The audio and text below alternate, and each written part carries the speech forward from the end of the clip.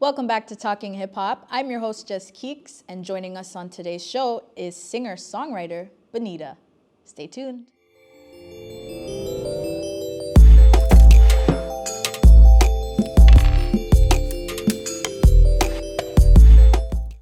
You play the game, but that don't work around me. Oh, I know you think you had it all down, but you don't know I play too. Done something you can't undo. You got the nerve to say that you love me, then you gon' do that behind my back. You went 180, tell me what's with that. Put it on everything, come is about to do its thing, yeah. How many times, yeah. I sacrifice my peace of mind. Look what you get for trying to make a fool of me. You made your bed, so lay in it, rest in peace. Benita is a singer-songwriter from Toronto. Her music is a fusion of R&B, pop, and alternative. With an angelic and edgy voice, she has been recognized on radio stations, streaming platforms, and other well-known networks. Her relatable lyrics and modern contemporary style has allowed her to connect to so many. With supporters in Montreal, Chicago, New York, and LA, she has proven to be a force to reckon with. Please welcome to the show, Benita. Hey, what's up? Thank you for having me. Thank you for coming through. I'm super excited. Same here. Yeah, so how are you doing? How's your day going? I'm doing well. I'm just chilling. It's been a boring day, but I'm excited to be here. So it's no secret that you have an amazing voice. Thank you. Yeah. And if people don't know about you, they will after this interview. I'm that confident. We will see. So with all that being said, what was the beginning of your musical journey like? How did music find Benita? How did music find me? Honestly, I used to spend all day, every day watching Much Music. And it's crazy because they actually just posted my music yesterday. So this is super full circle. Yeah, full circle for real. But I used to spend all day just in my room watching their stuff. My mom kind of hid it from me for a long time. I grew up more on Bollywood music, so I was very inspired by that. But later on, I kind of just started performing in high school and doing all of that. And I kind of realized yo, this is something that I really want to do. So that was a little bit of the beginning. Yeah, and you just mentioned, I didn't know this, you were featured on Much Music yesterday. Yeah. In Toronto, seeing yourself on the Canadian music video platforms like Much Music, I think there was much more. How does that make you feel? That's an incredible big deal, especially you're saying you used to sit there watching it and now you're on it. I know. I feel like posting about it, I was very chill, but I'm in the background, I'm freaking out. Taking it in. Yeah, and I made a second post on my story. I was like, this is definitely a pinch me moment. This means a lot. I don't know if it means a lot to other people when Much Music posts them, but it's something I grew up on. That's a big deal. And it was something, they posted me on their story, but this time they made a whole video on their TikTok. And they actually compared me to Normani, which I'm a super fan of. Yeah, it was amazing though. Thank you. Shout out to Much Music. Yes. And earlier in March, you released your debut EP titled Scarlet. What inspired the name for the EP? What has been the feedback you've been getting? Because it's incredible that all the songs are a vibe. So thank you. Yeah, tell us more about it. That means a lot. Yeah. So in the beginning, I've been writing songs. I've been trying to build an EP since 2020, 2019. And while I was making all these songs, I kept envisioning the color red. I don't know if that's cheesy, but I kept envisioning, I'm a color person. Okay. And I like to envision my visuals and everything. So that's something that came about. And then once I picked the track list, I was like, all these songs kind of go together with the meanings. And the color red represents, love, passion, violence, anger, all of that. It's fiery and fierce. And I felt like a lot of my track lists represented that. And then another thing was Scarlet is also a name. And I feel like I tend to have an alter ego when I'm on stage, when I'm an artist. If you know me, I'm sometimes a little more laid back, shy, but once I'm on stage, I'm this person, kind of like Sasha Fierce. I was about to say, how Beyonce has Sasha Fierce. So your ego, you would say, is Scarlet. Scarlet, yeah, Okay, basically. okay. And you know, obviously I'm a big Marvel fan too. Mhm. Scarlet Witch is like the most Mhm. powerful Avenger in Yeah. my opinion. And yeah, that's kind of like the inspo Mhm. behind it. Yeah, and it's like you just mentioned that you see things in colors, and I had someone tell me the other day, think about, because I do dancing on the side. So he's like, think about the music in colors. Yes. And I didn't get that until you just said that when you think about things, you think of things in colors. So in terms of when you go to write a song or you're about to perform, do you listen to the music in color? Like, are you more critical about the music than someone who might not know and just is listening to it for fun? I think I'm more critical about the color, like maybe like halfway when the song is done, because sometimes I like to bring in like words that, like metaphorical words that build an image, just with my lyrics. But yeah, I would say maybe after the song is done, then I start envisioning more of like the vibe of the visuals, because I'm very big on like film and music videos. I can tell with your music videos. I know that music videos is just like another way of allowing an audience to see you in like more of a visual sense. Yes. Yeah. And so I can tell that you really think about the storylines in terms of your music video, which brings me to the next question. As I said earlier, all the songs on your EP are literally like fire. Thank you. One of the ones I really wanted to talk about was Toxic. Yes. Toxic is just the range, your pitch, the music video. Like, can we talk about that one was different. Toxic? What was the storyline behind this song? Yeah, Toxic is actually one of the older songs on my EP. So I wrote that in the beginning of 2020. Oh, wow. Definitely inspired by true events. It's a very passionate song. People are always like, who's that song about? I'm like, I'm not telling you, you can just listen. But yeah, that song is very special to me. Just the production is so cinematic, and I'm in love with that type of stuff. Like, you know, James Bond soundtracks and all that. I feel like that would definitely fit that, you know, 50 Shades of Grey soundtrack. That's a goal for me if it were to be on there. But yeah, I think it's a little bit. Yeah. Is singing innate for you, or is that something that you developed as a skill over time? Because as I said earlier, you have an amazing voice, but I wonder if this is something you just are naturally born like a great singer, or is this something you had to kind of finesse throughout the years to develop your sound? I actually been singing since I could remember. I remember when I was in elementary school, I used to sing to myself and walk around by myself. Yeah. Just and I just enjoyed it. It's like not even like I was trying to sing. I just loved the feeling. And I used to make my mom like leave the house and like, when are you going out? Because I hid my talent for like years up until I was like 14. When I finally decided to audition for something at school. But yeah, I think it's really just natural to me. I never took voice lessons. I think I should though, just to keep, you know, things healthy.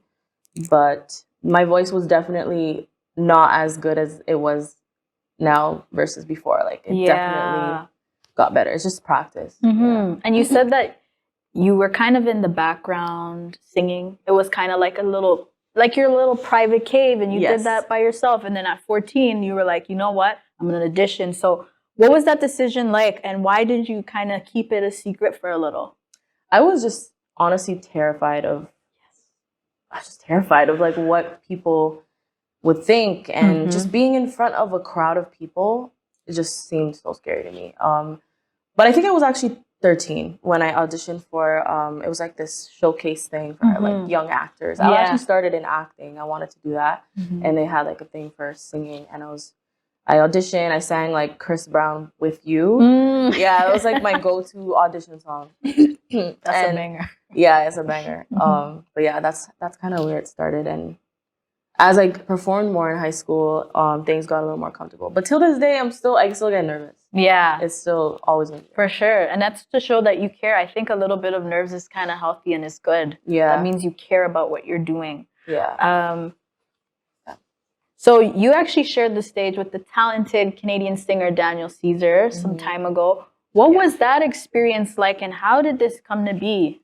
That experience was very important to me because it was my first time actually being on stage, seeing an audience that are like huge fans, like fan base of like a huge artist. So when I was there, I sang in a choir. It was so random. They just found me on Instagram and like, wow. yeah. And we did like a 5-day straight show. But it was so inspiring just to see the crowd singing the lyrics and all of that, like the lights on the stage, everything. It was such a vibe. I think that's gonna be you one day. Someone's gonna be doing your choir vocals. Someone's gonna be my choir. Super full circle moment again. Like you just said, you watch much music, then you're on it. Yeah. You performed on stage with a big Canadian artist. You might be the next up. You never know. Manifest Still the beginning, it. but yeah, these are all core memories for me. Definitely. Yeah. And I mean, on that note, I see that you have like a bright future and career ahead of you. And I know that with any dream, there's always an uphill battle. There's always challenges. So tell me about the sacrifices and the hard work that you put in to get to where you are today. Because as I said, you're just beginning. Yeah. But it seems like you're on your way. Yeah. I think every artist has their own unique situation. Definitely. You know, just things that happen to them. For me, it's just been just like who to trust, what are your actual true intentions? You know, there's like some people who are just like transactional, like they'll sell you a dream and then once you work with them, it's like, yes, okay, yes. I could really be doing this by myself. But yeah, there's people that just sound like they say the same thing over and over. I'm good now with my radar of knowing who to trust sometimes. I also take things with a grain of salt. You know, some people give you advice, say, hey, don't put out an EP. No one cares about that stuff. And some people are like, do it. Don't do singles. So it's really, I had to learn to just trust my gut. I know that's a little cliche, but most true, yeah. Yeah, just do what feels right. And that's what I did with this EP. I just kind of became the captain and just found the team, the people, and we all like collaborated. Yeah, I'm sure there's going to be many more things I'm going to learn, but for sure. That's a little bit. Yeah, I'm actually really glad that you spoke about that trust. Yeah. Especially in the music industry, I think so much of us, especially young people, you know, they get the dream and someone sells it to them. Yeah. They immediately are, you know, convinced, but sometimes we got to know what these people's true intentions are. Yeah. Especially in fields like the music industry, video industry. So I'm really happy. Yeah, there's a lot of scamming, honestly. There's a lot of scamming, especially it's sad just for like new artists that are hopping on the scene. They get really excited about someone says, oh, we have these people that can help you with this. But it's actually really harder than that. You things just don't happen like that. I know some people, there's industry plants and stuff around, but as an independent artist, you always have to put in the work.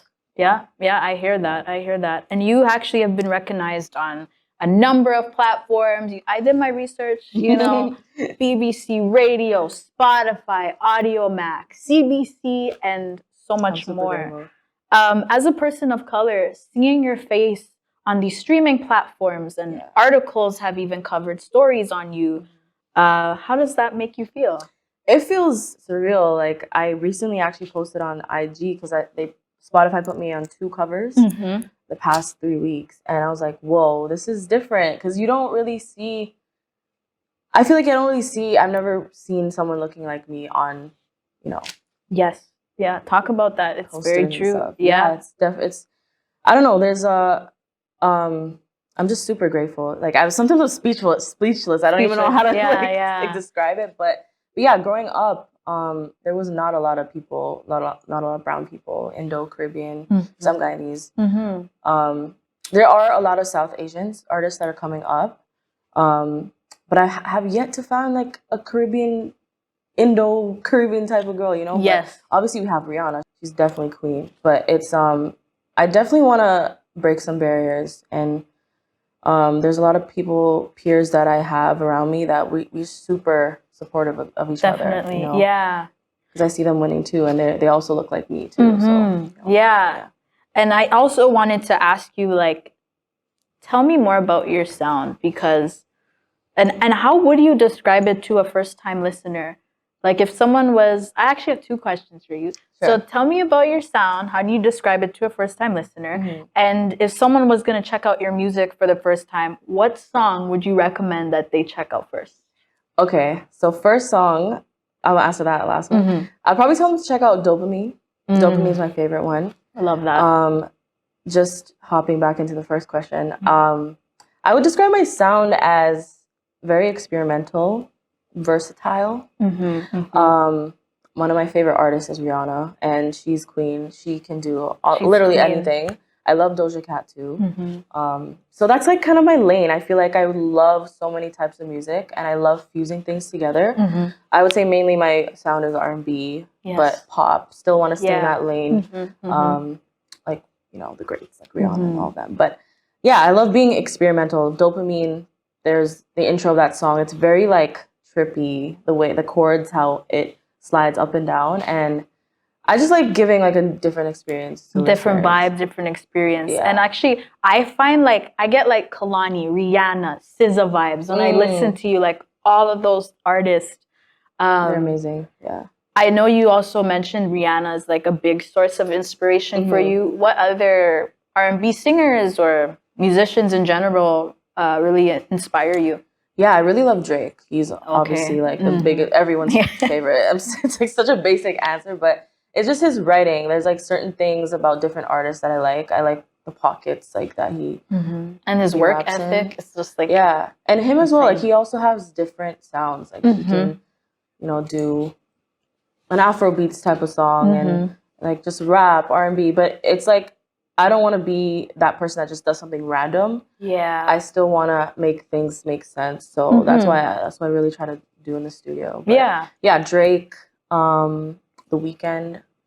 Shout out to Toronto though. Toronto, that's what I'm saying. We're next up, and I can't wait for you to like be up there with The Weeknd and Drake. Like Canada has so much talent, and I'm so excited to see where your career is gonna take off with music. I'm excited. Yeah, I also wanted to ask you, what does Benita's day-to-day look like? Does the alarm go off at 5 a.m. and you're like, mind? Listen, I've been trying to get up early. I've been even talking to you, cameraman behind there. I am struggling to wake up early, but like, what does your day-to-day look like? Especially now in the pandemic where things are a lot different than they were before. Yeah, my schedule these days are just all over the place. It's either 1 week I'm doing nothing, just seeing nobody. Like this week I haven't seen anybody. Just waking up late. Just me too. I have a home studio in like the basement that I record all my stuff. So I'll just go down there, you know, watch YouTube, eat, make stuff, right? But yeah, I'm not a morning person either. Yeah, me either. And you know what? You hear all these stories of like, oh, to be successful, you got to wake up at 5 a.m. Hey, I could wake up at 12 p.m. and still be productive and have a good day. So I want to make that so clear. Yeah, I don't know what it is about just being up at night, especially just for creatives in general. Like I just get so motivated in the night. Night person. Yeah, I hear that 100%. Yeah. What kind of things do you have coming up that people should keep their eyes out for and look out for? Like, what's next for Benita? Well, I'm working on a little performance video for some songs on my EP. Okay. I'm trying to do that. Also trying to do some live shows, a little bit more of that. You know, see if we can figure out tour situation, opening up for someone. That's like definitely a goal. And just new music. I'm just excited to drop stuff. Like this week I already started making some fire stuff, so I'm excited for that. Yes. Yeah, make sure I'm gonna like at the end of the video I'm gonna let you tell everyone where to go to stream your music, but please make sure to check out Scarlet. Like, it's incredible, it's insane. We'll get to that just now. I did want to ask you, and I do this with most of my interviews, just a little encouragement for people watching. Do you have any advice you would give other artists watching on how to make a name for yourself in the music industry, especially as an independent artist? Yeah, well, I would say just take every opportunity you can, especially just for a new artist. In the beginning for me, I just went to every performance opportunity, even if it was in a mall where no one's listening to you walking by. But yeah, every opportunity. Post your videos online. Post your wins online, even if it's the smallest win. You know, just do that and take everything with a grain of salt as well. For people who are, you know, definitely untrustworthy. But yeah, I hear you. And is there any final thoughts you'd like to leave the viewers with? Something you want them to know about you or your music? Any messages? I would just say, scream. I need help. Stream Scarlet, the EP. You will love it. New music coming soon. Follow me on Instagram. She's Benita. And yeah, I'm excited for you all to discover the music I have. And thank you. Yeah. Yes. And let everyone know where they can go to tap in, listen to your music, follow you on social media, all that good stuff. Yes. So you can listen to me on Spotify, Apple Music, everywhere, on every platform. I got a couple of videos on YouTube, 3 of them. Go check that out. And my IG, she is Benita. Awesome. Yeah. Yes. Make sure to check Benita out on all social media platforms and check out her latest EP, Scarlet. I will leave all that info in the description box below. And if you're not already following us on Instagram, you can keep up with us at Talking Hip Hop Show. That's Talking without the G, Hip Hop Show. I'm your host, JustKeekz, and until next time, keep talking hip hop. Peace.